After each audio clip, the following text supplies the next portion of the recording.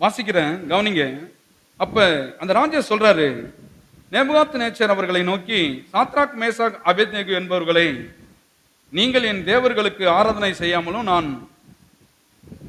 நிறுத்தின பொற்சிலையை பணிந்து கொள்ளாமலும் இருந்தது. அவங்க சொல்றாங்க, ஆமா நீங்க சொல்றபடியெல்லாம் கேட்க முடியாது. அப்ப இவனுக்கு ரொம்ப பிரமிச்சு போறான்.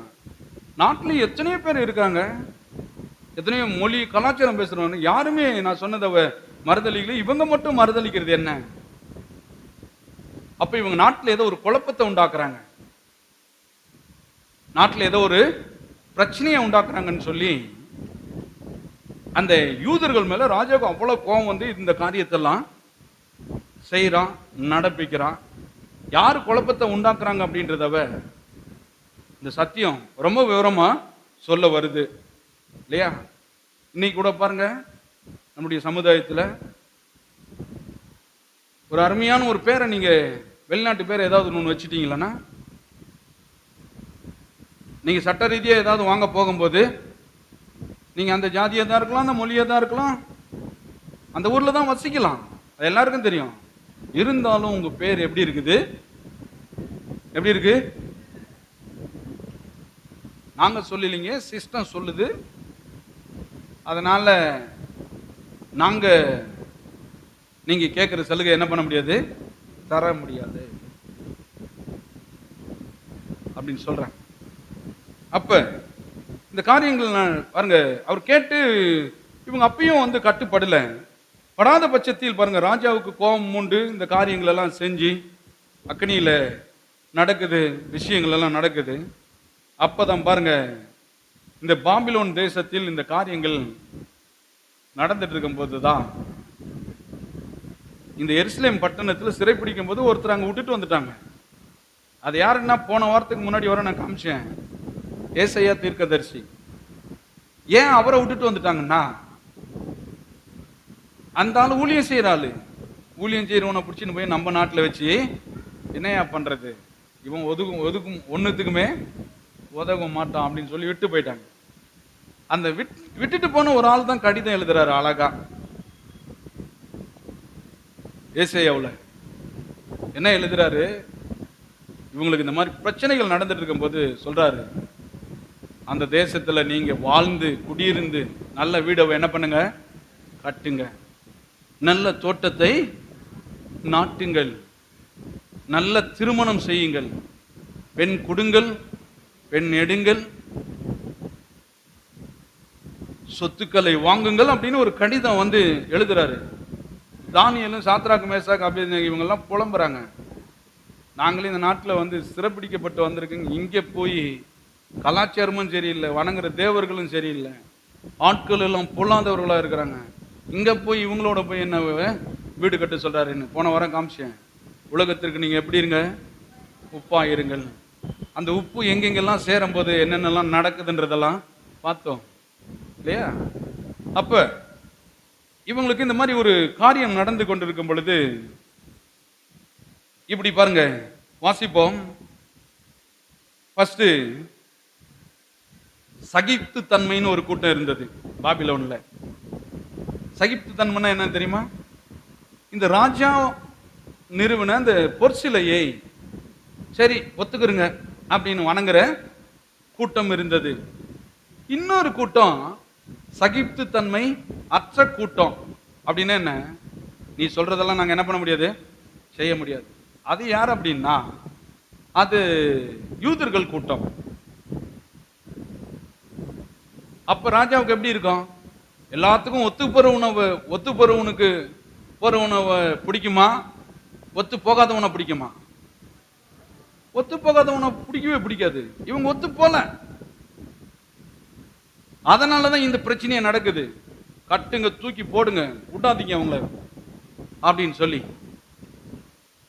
அப்ப யாரு சகிப்பு தன்மை உள்ளவர்கள், யாரு சகிப்பு தன்மை அற்றவர்கள் என்பதை வேதம் ரொம்ப அழகா பட்டியலிட்டு காமிக்குது. அவங்க நினைச்சிருக்கிறாங்க தேசத்துல எல்லா சட்டத்துக்கும் ஒத்து போறவங்க தான் இவங்க தான் நல்லவங்க, இவங்க ரொம்ப வைராக்கியமா இருக்கிறவங்க, இவங்க தான் ஏன் பிரச்சனையை உண்டாக்குறது, கலவரத்தை உண்டாக்குறது அப்படின்னு இந்த கிறிஸ்தவர்களை, இந்த யூதர்களை அங்க சொல்றாங்க.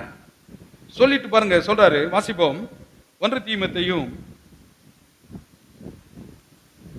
1 தீமோத்தேயும் ரொம்ப கவனமா கவனிச்சீங்களே உங்களுக்கு ரொம்ப ஆழமா புரியும். 1 தீமோத்தேயும் 2 1 6 வரை வாசிக்கிறேன். நான் பிரதானமாய் சொல்லுகிற புத்தி என்னவெனில், எல்லா மனுஷருக்காகவும் விண்ணப்பங்களையும் ஜெபங்களையும் வேண்டுதல்களையும் ஸ்தோத்திரங்களையும் பண்ண வேண்டும். யாருங்க? இந்த சகிப்பு தன்மை உள்ளவங்க. தேசம் நல்லா இருக்கணும், தேசத்தை ஆளுகிற தலைவர்கள் நல்லா இருக்கணும், எல்லா குடும்பங்களும் நல்லா இருக்கணும் அப்படின்றத எங்கேயாவது ஜெபம் பண்ணதை நீங்க பார்த்திருக்கீங்களா? அப்ப தேசமும் எல்லா மனுஷரும் எல்லா குடும்பங்களும் நல்லா இருக்க வேண்டும் என்று ஜெபம் பண்றது யாரு?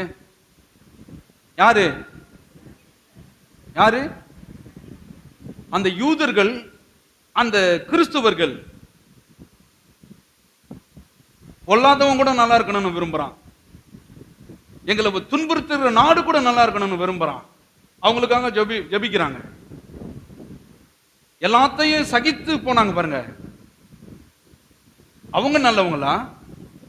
எனக்கு இதெல்லாம் வேண்டாம் அப்படின்ட்டு, என் தேசம் நல்லா இருக்கணும், மக்கள் நல்லா இருக்கணும் அப்படின்னு ஜெபிக்கிறாங்களே, அவங்க நல்லவங்களா என்பதை வேதம் திட்டவட்டமாய் காண்கிறது. இன்னைக்கு நிறைய பேர் என்ன சொல்றாங்க அப்படின்னா, எல்லாரும் மதம் மாத்துறாங்க,